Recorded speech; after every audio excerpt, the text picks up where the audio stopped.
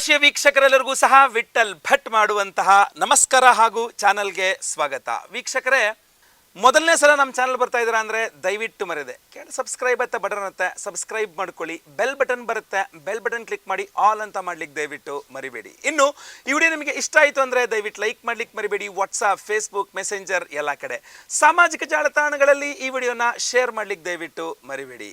ಇನ್ನೇನಾದರೂ ನೀವು ಫೇಸ್ಬುಕ್ಕಲ್ಲಿ ನಮ್ಮ ಈ ವಿಡಿಯೋ ನೋಡ್ತಾ ಇದ್ದೀರಾ ಅಂದರೆ ನಮ್ಮ ಚಾನಲ್ನ, ನಮ್ಮ ಪೇಜ್ನ ಫಾಲೋ ಮಾಡ್ಲಿಕ್ಕೆ ದಯವಿಟ್ಟು ಮರಿಬೇಡಿ. ವಿಡಿಯೋ ಶುರು ಮಾಡೋಕ್ಕಿಂತ ಮುಂಚೆ ಈ ವಿಡಿಯೋ ಎಲ್ಲಿ ಚಿತ್ರೀಕರಣ ಮಾಡ್ತಾ ಇದ್ದೇವೆ ಅನ್ನತಕ್ಕಂಥ ವಿಚಾರ ತಿಳಿಸ್ತೇನೆ. ಈ ವಿಡಿಯೋ ಎಂಡ್ನಲ್ಲಿ ದಯವಿಟ್ಟು ಎಂಡ್ ತನಕ ನೋಡಿ, ಯಾಕೆಂದರೆ ಈ ವಿಡಿಯೋ ಎಂಡಲ್ಲಿ ನಿಮಗೆ ಇಲ್ಲಿಯ ಮೂಲ ದೇವರ ದರ್ಶನವನ್ನು, ಪೂಜೆಯನ್ನು ಎಲ್ಲದನ್ನೂ ಸಹ ತೋರಿಸಲಿದ್ದೇವೆ. ದಯವಿಟ್ಟು ವಿಡಿಯೋ ಎಂಡ್ ತನಕ ನೋಡಿ.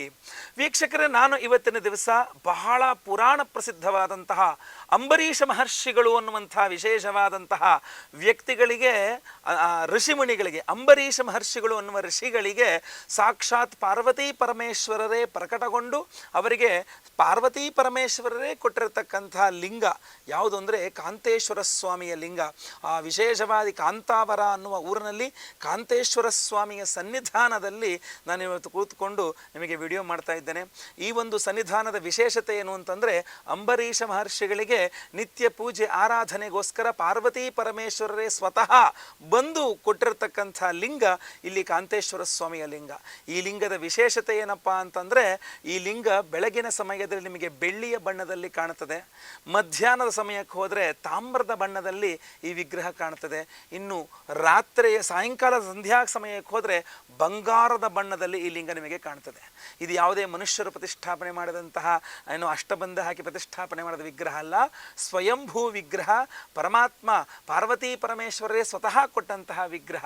ಇಂತಹ ಒಂದು ವಿಶೇಷ ಸನ್ನಿಧಾನದಲ್ಲಿ ಇವತ್ತಿನ ದಿವಸ ನಾನು ನಿಮಗೋಸ್ಕರವಾಗಿ ಈ ಮಾಸ ಭವಿಷ್ಯವನ್ನು ಮಾಡ್ತಾ ಇರತಕ್ಕಂಥದ್ದು.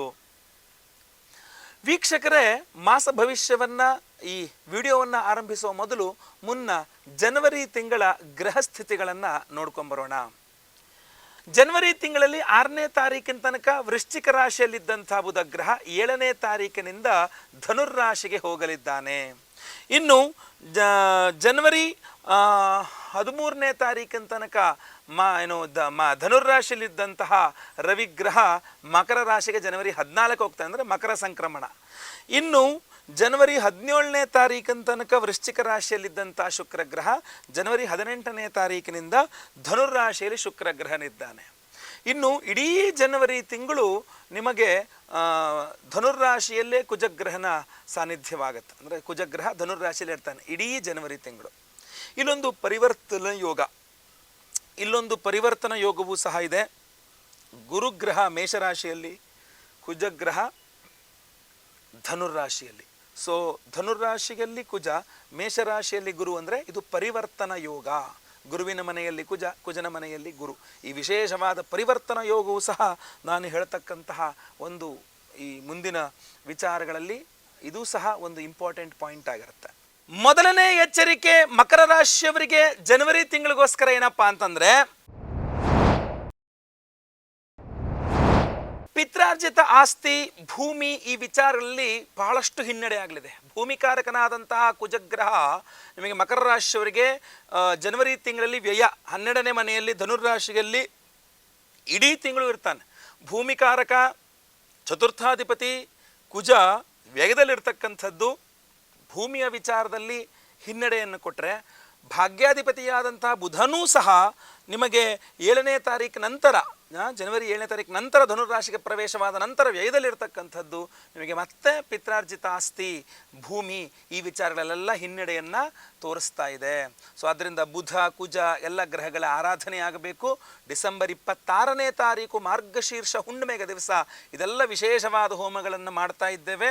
ಹಾಗೂ ಪ್ರಸಾದ ಸ್ವರೂಪ ವಿಶೇಷವಾಗಿ ಒಂದು 4 ಉಪರತ್ನಗಳಿರುವಂತಹ ಒಂದು ಬ್ರಾಸ್ಲೆಟನ್ನು ಸಿದ್ಧಪಡಿಸಿ ಇದನ್ನು ಎನರ್ಜೈಸ್ ಮಾಡಿ ಸ್ವಾಮಿಯ ಸನ್ನಿಧಾನದಲ್ಲಿ ಸ್ವಾಮಿಗೆ ಮಾಡಿದ ಅಭಿಷೇಕದ ಜಲದಿಂದ ಇದನ್ನು ಅಭಿಮಂತ್ರಣೆ ಮಾಡಿ ಬ್ರಾಸ್ಲೆಟ್ ಮತ್ತೆ ಪುನಃ ನಮ್ಮ ಹೋಮಗಳಲ್ಲಿ ಇಟ್ಟು ಅಭಿಮಂತ್ರಣೆ ಮಾಡಿ ನಿಮಗೆ ಕಳಿಸ್ಕೊಡ್ತೇವೆ. ಸಂಕಲ್ಪ ಸೇವೆ ಕೊಟ್ಟಂಥವರಿಗೆ ಏನೇನು ಹೋಮಗಳು ಮಾಡ್ತಾ ಇದ್ದೇವೆ ಎಲ್ಲ ವಿಡಿಯೋ ಎಂಡಲ್ ತನಕ ನೋಡಿ ತಿಳಿಸ್ತೇನೆ ಒಂದೊಂದಾಗಿ. ಖಂಡಿತ ಒಳ್ಳೆಯದಾಗಲಿ. ಸಂಕಲ್ಪ ಸೇವೆಗೆ ಹೆಸರು ಕೊಟ್ಕೊಳ್ಳಿ. ಸ್ಕ್ರೀನ್ ಮೇಲೆ ಇರ್ತಕ್ಕಂಥ ನಂಬರ್ಗೆ ನಿಮ್ಮ ವಿವರಗಳನ್ನು ಬೇಗ ವಾಟ್ಸಪ್ ಮಾಡ್ಕೊಳ್ಳಿ. 2ನೇ ಎಚ್ಚರಿಕೆ ಮಕರ ರಾಶಿಯವರಿಗೆ ಜನವರಿ ತಿಂಗಳಿಗೋಸ್ಕರ ಏನಪ್ಪಾ ಅಂತಂದ್ರೆ, ಸಾಲಗಳ ವಿಚಾರದಲ್ಲಿ ಬಹಳಷ್ಟು ಚಿಂತೆಗಳು ಕಾಡಲಿದೆ ಅಂತ. ಸಾಲಗಳ ವಿಚಾರದಲ್ಲಿ ಬಹಳಷ್ಟು ಚಿಂತೆಗಳು ಅಂದ್ರೆ ಹೇಗೆ? ನಿಮಗೆ ಯಾರೋ ಲೋನ್ ಸ್ಯಾಂಕ್ಷನ್ ಆಗಬೇಕು, ಆ ಲೋನ್ ಸ್ಯಾಂಕ್ಷನ್ ಒಂದೊಂದೇ ಹೊಸ ಪ್ರಾಬ್ಲಮ್ ಬರುತ್ತೆ. ಮಕರ ರಾಶಿಯವರು ಎಲ್ಲೇ ಲೋನ್ ಇದು ಮಾಡಿದ್ರು ಆಗೆಲ್ಲ ಓಕೆ ಸರ್ ಸಿಬಿಲ್ ಪ್ರಾಬ್ಲಮ್ ಇದೆ, ಆಗೆಲ್ಲ ಓಕೆ ಸರ್ ಇದು ಡಾಕ್ಯುಮೆಂಟೇಶನ್ ಪ್ರಾಬ್ಲಮ್ ಇದೆ, ಆಗೆಲ್ಲ ಓಕೆ ಸರ್ ನಿಮ್ಮ ಇನ್ಕಮ್ ಸ್ವಲ್ಪ ಪ್ರಾಬ್ಲಮ್ ಇದೆ, ಎಲ್ಲ ಓಕೆ ಸರ್ ನಿಮ್ಮ ಸ್ಯಾಲ್ರಿ ನಿಮ್ಮ ಸ್ಯಾಲ್ರಿ ಸರ್ಟಿಫಿಕೇಟಲ್ಲಿ ಪ್ರಾಬ್ಲಮ್ ಇದೆ, ಅಲ್ಲಿ ಪ್ರಾಬ್ಲಮ್ ಇದೆ, ಅಡ್ರೆಸ್ ಪ್ರೂಫ್ ಪ್ರಾಬ್ಲಮ್, ಏನೋ ಒಂದು ಪ್ರಾಬ್ಲಮ್. ಎಲ್ಲ ಸರಿ ಇದ್ರೂ ಸಹ ಯಾವುದೋ ಒಂದು ಚಿಕ್ಕ ಪ್ರಾಬ್ಲಮ್ ಇಟ್ಕೊಂಡು ನಿಮಗೆ ಸ್ಯಾಂಕ್ಷನ್ ಮಾಡ್ದಂಗೆ ಲೋನ್ಗಳನ್ನ ಹಾಗೆ ಇಟ್ಕೊಂಡ್ಬಿಡೋದು. ಸಾಲಗಳು ಅಂದರೆ ನೀವು ಗೃಹ ನಿರ್ಮಾಣ ಅಂದರೆ ನಿಮ್ಮ home loan, home construction loan, ಅಥವಾ ಕಾರ್ ಲೋನು, ಬೈಕ್ ಲೋನು, ಈ ಥರ ಯಾವ್ದನ್ನು ಮಾಡ್ತಿರೋದು, ಅಥವಾ ಯಾವುದೋ ಒಂದು ಬಿಸ್ನೆಸ್ ಲೋನು, ಏನೋ ಒಂದು ಟ್ರೈ ಮಾಡ್ತಾ ಇದ್ದೀರಾ, ಯಾವುದೋ ಚಿಕ್ಕ ನಿಮಗೆ ಬರಬೇಕಾಗಿದ್ದಂಥದ್ದು, ನೀವು ಲೋನ್ಗೆ ಅಪ್ಲೈ ಮಾಡಿರ್ತಕ್ಕಂಥದ್ದು, ಅದು ಸಮಸ್ಯೆ ಆದರೆ, ಇನ್ನೊಂದು ಕಡೆ ಸಾಲಗಳನ್ನು ತೀರಿಸುವ ವಿಚಾರದಲ್ಲಿ ಬಹಳಷ್ಟು ನಿಮಗೆ ಅವಮಾನಗಳನ್ನು ಮಾಡಿ, ಇನ್ನೂ ದುಡ್ಡು ಕೊಟ್ಟಿಲ್ಲ, ಯಾವ ದುಡ್ಡು ಕೊಡ್ತೀಯಾ ಅಂಥೇಳಿ ಬಹಳಷ್ಟು ಸಮಸ್ಯೆಗಳಾಗಿ ಮಾಡಬಹುದು. ಇಲ್ಲಾಂದರೆ ಸಾಲಗಳನ್ನು ತೀರಿಸಲಾಗದೆ, ಯಾಕಂದರೆ ಷಷ್ಠ್ಯಾಧಿಪತಿ ವ್ಯಯದಲ್ಲಿ ಬರ್ತಾನೆ ಬುಧ ಗ್ರಹ, ಆದ್ದರಿಂದ ಸಾಲಗಳನ್ನು ತೀರಿಸಲಾಗದೆ ಎಷ್ಟು ದುಡಿದ್ರೂ ಸಹ ಸಾಲ ತೀರ್ಸೋಕ್ಕಾಗ್ತಾ ಇಲ್ಲ, ಬಡ್ಡಿ ಕಟ್ಟೋಕ್ಕಾಗ್ತಾ ಇಲ್ಲ, ಭಾಳ ಟೆನ್ಷನ್ ಆಗ್ತಾ ಇದೆ ಅನ್ನುವಂಥದ್ದು ಜನವರಿ ತಿಂಗಳಲ್ಲಿ ಜಾಸ್ತಿ ಕಂಡು ಬರ್ತಾ ಇದೆ. ಸೊ ಆದ್ದರಿಂದ ಬಹಳ ಎಚ್ಚರಿಕೆ. ಇಲ್ಲಿ ಲಕ್ಷ್ಮೀ ಆರಾಧನೆ, ಬುಧನ ಆರಾಧನೆ ನಿಮಗೆ ಖಂಡಿತ ಅನುಕೂಲ ಮಾಡಿಕೊಡುತ್ತೆ. ವಿಷ್ಣು ಸಹಸ್ರನಾಮ ಡೈಲಿ ಓದ್ಕೊಳ್ಳಿ, ಲಕ್ಷ್ಮೀ ಅಷ್ಟೋತ್ತರವನ್ನು ಡೈಲಿ ಓದ್ಕೊಳ್ಳಿ. ಇಲ್ಲಾಂದರೆ ನಾವು ಡಿಸೆಂಬರ್ 26ನೇ ತಾರೀಕು ಮಾರ್ಗಶೀರ್ಷ ಹುಣ್ಣಿಮೆ ಮಂಗಳವಾರದಂದು ನಿಮಗೆ ಬುಧ ಶಾಂತಿ ಹೋಮವನ್ನು ಮಾಡ್ತಾ ಇದ್ದೇವೆ. ಜೊತೆಗೆ ಬುಧನ ಅಭಿಮಾನಿ ದೇವರು ಮಹಾವಿಷ್ಣು, ನಾವು ಲಕ್ಷ್ಮೀ ಭೂವರಾಹ ಸ್ವಾಮಿ ಹೋಮವನ್ನು ಮಾಡ್ತಾ ಇದ್ದೇವೆ. ಸಂಕಲ್ಪ ಸೇವೆಗೆ ಹೆಸರು ಕೊಟ್ಕೊಳ್ಳಿ, ಖಂಡಿತವಾಗಿ ನಿಮಗೆ ಅನುಕೂಲವಾಗುತ್ತೆ.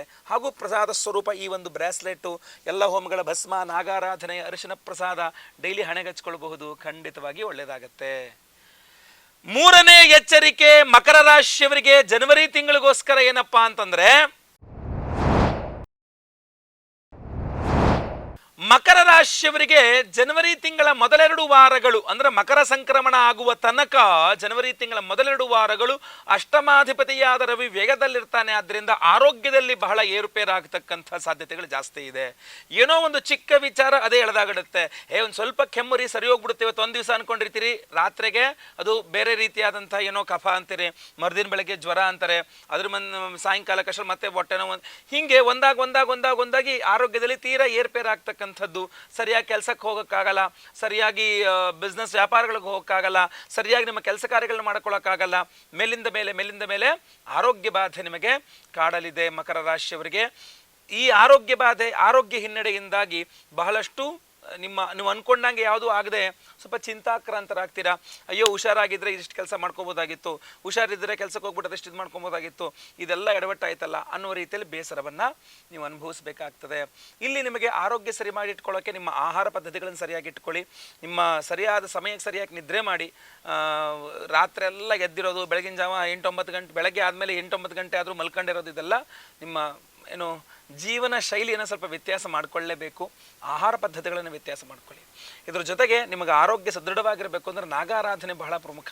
ಈ ರಾಹು ಕೇತು ಸಂಚಾರ ಆದಮೇಲೆ 3ನೇ ಮನೆಗೆ ರಾಹು ಬಂದ ಮೇಲೆ, ಆಮೇಲೆ 9ನೇ ಮನೆಗೆ ಕೇತು ಹೋದ್ಮೇಲೆ ಸ್ವಲ್ಪ ನಿಮಗೆ ನಿಮ್ಮ ರಾಶಿಯಿಂದ 2ನೇ ಮನೆಯ ಶನಿ, ಇದೆಲ್ಲ ಸ್ವಲ್ಪ ಸಮಸ್ಯೆಗಳಿದೆ. ಸೊ ಆದ್ದರಿಂದ ರಾಹು ಕೇತು ಶಾಂತಿ, ಆಶ್ಲೇಷ ಬಲಿ ಪೂಜೆ, ಸರ್ಪಶಾಂತಿ ಹೋಮ, ಸಾಡೆ ಸಾತಿಯ ಸಮಸ್ಯೆ ಪರಿಹಾರಕ್ಕೆ ಶನಿ ಶಾಂತಿ ಹೋಮ, ಇದೆಲ್ಲದೂ ಡಿಸೆಂಬರ್ 26ನೇ ತಾರೀಕು ಮಾಡಿ ವಿಶೇಷವಾದ ಈ ಬ್ರಾಸ್ಲೆಟನ್ನು ನಿಮಗೆ ಕೊಡ್ತಾ ಇದ್ದೀವಲ್ಲ, ಇದು ನಿಮಗೆ ವಿಶೇಷವಾಗಿ ಆ ಆರೋಗ್ಯ ಬಾಧೆಗಳನ್ನು ಪರಿಹಾರ ಮಾಡಿಕೊಡುತ್ತೆ.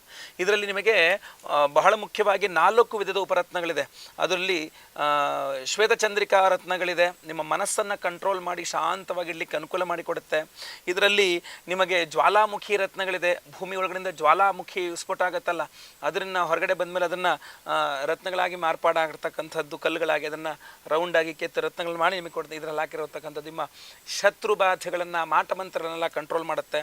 ಅದಾದಮೇಲೆ ವ್ಯಾಘ್ರನೇತ್ರ ರತ್ನಮಣಿಗಳಿದೆ, ನಿಮ್ಮ ದೃಷ್ಟಿ ದೋಷವನ್ನು ಪರಿಹಾರ ಮಾಡುತ್ತೆ.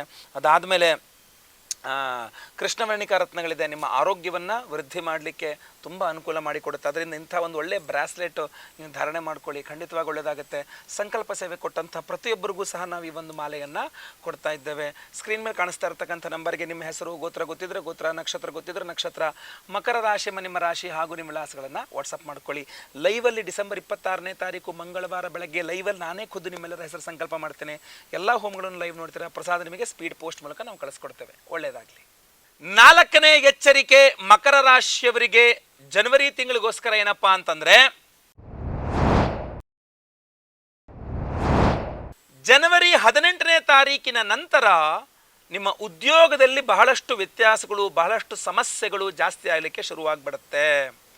ಯಾಕೆ ಅಂತಂದರೆ ಕರ್ಮಾಧಿಪತಿಯಾದಂತಹ ಶುಕ್ರ ನಿಮ್ಮ ರಾಶಿಯಿಂದ 12ನೇ ಮನೆ ವೇಗದಲ್ಲಿ ಬಂದುಬಿಡ್ತಾನೆ.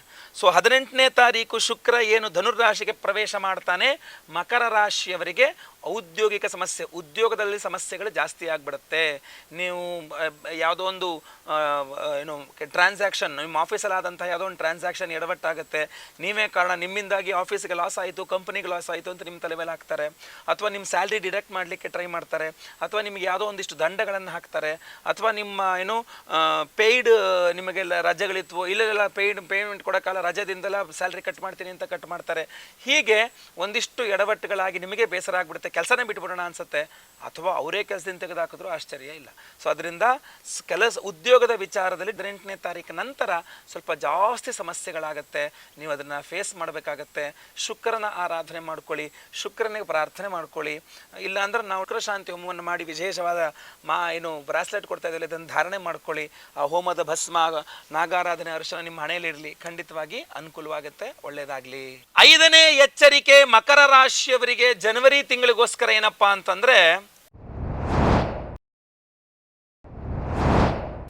ರವಿಗ್ರಹ ನಿಮ್ಮ ರಾಶಿ ಪ್ರವೇಶ ಮಾಡ್ತಾನೆ. ಮಕರ ಸಂಕ್ರಾಂತಿಯ ನಂತರ ನಿಮಗೆ ಸಿಕ್ಕಾಪಟ್ಟೆ ಅಹಂಕಾರ ಬಂದ್ಬಿಡುತ್ತೆ. ನಾನು ಅನ್ನೋದು ಸ್ವಲ್ಪ ಜಾಸ್ತಿ ಆಗಿಬಿಡುತ್ತೆ. ನೀವು ಹೇಳ್ದಂಗೆ ಎಲ್ಲರೂ ಕೇಳಬೇಕು ಅನ್ನುವ ಮನಸ್ಥಿತಿ ಬಂದ್ಬಿಡುತ್ತೆ.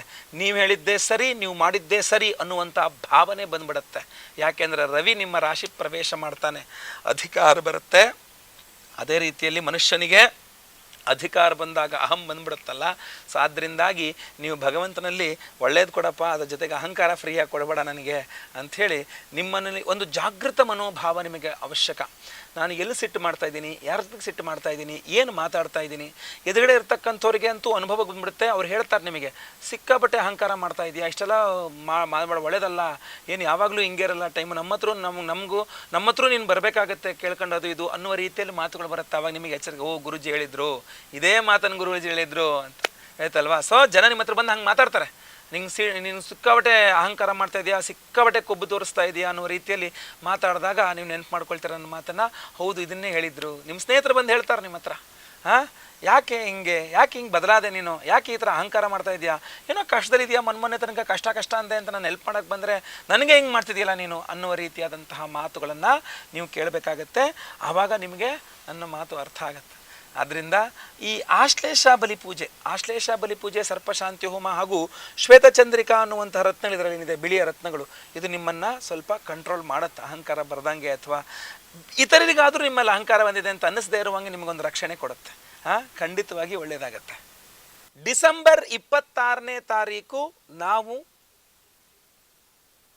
ಬಹಳ ವಿಶೇಷವಾದಂತಹ ಮಾರ್ಗಶೀರ್ಷ ಹುಣ್ಣಿಮೆ ಮಂಗಳವಾರದಂದು ಈ ಕಳೆದುಕೊಂಡಿದ್ದನ್ನು ಪುನಃ ಪಡೆದುಕೊಳ್ಳೋಕ್ಕೋಸ್ಕರ, ಅದು ವ್ಯಕ್ತಿ ಇರಬಹುದು, ವಸ್ತು ಇರಬಹುದು, ಅಧಿಕಾರ ಇರಬಹುದು, ಏನೇ ಇರಬಹುದು, ಕಳ್ಕೊಂಡಿದ್ದು ಪುನಃ ವಾಪಸ್ ಪಡ್ಕೊಳ್ಳೋಕ್ಕೋಸ್ಕರವಾಗಿಯೇ ವಿಶೇಷವಾಗಿ ನಾವು ಕಾರ್ತ್ಯವೀರ್ಯಾರ್ಜುನ ಹೋಮವನ್ನು ಮಾಡ್ತಾ ಇದ್ದೇವೆ.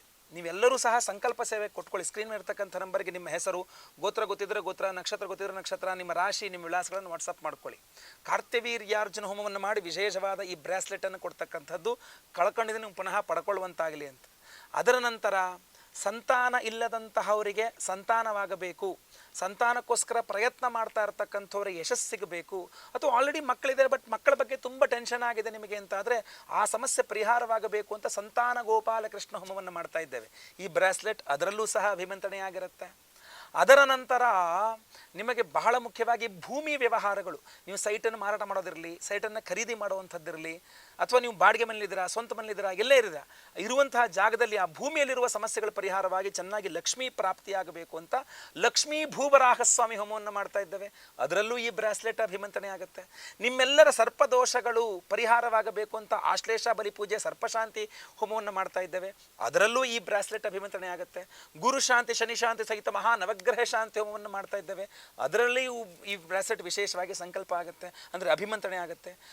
ಈ ವಿಶೇಷವಾದಂತಹ ಸ್ವಾಮಿಯ ಸನ್ನಿಧಾನದಲ್ಲಿ ಆ ಸ್ವಾಮಿಗೆ ಅಭಿಷೇಕ ಮಾಡಿದ ತೀರ್ಥದಲ್ಲಿ ಈ ಒಂದು ಬ್ರಾಸ್ಲೆಟ್ಗಳನ್ನು ಅಭಿಮಂತ್ರಣೆ ಮಾಡಿ, ತದನಂತರ ನಮ್ಮ ಡಿಸೆಂಬರ್ 26ನೇ ತಾರೀಕು ಮಾರ್ಗಶೀರ್ಷ ಹುಣ್ಣಿಮೆಗೆ ವಿಶೇಷವಾದ ಈ ಎಲ್ಲ ಹೋಮಗಳಲ್ಲಿ ಅಭಿಮಂತ್ರಣೆ ಮಾಡಿ ಲೈವಲ್ಲಿ ಮೆಸೇಜ್ ಸಂಕಲ್ಪ ಆಗುತ್ತೆ, ಎಲ್ಲ ಹೋಮಗಳು ನಿಮ್ಮ ಕಣ್ಣು ಮುಂದೆ ಆಗುತ್ತೆ.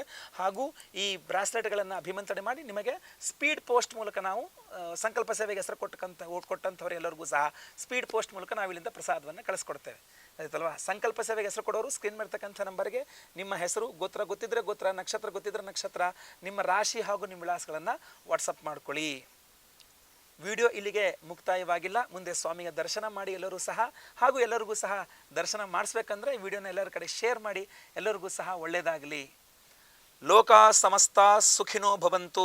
ನಾರಾಯಣ ನಾರಾಯಣ ನಾರಾಯಣ.